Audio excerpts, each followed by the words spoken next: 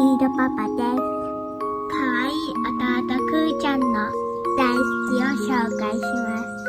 お顔の下のこれ、わかるかな？そう、アンパンマンに出てくる赤ちゃんマン。くーちゃんは赤ちゃんマン大好き。赤ちゃんマンも嬉しそう。お気に入りとお昼寝。幸せだね。僕、黄色パパはめめちゃんが大好き。めめちゃんも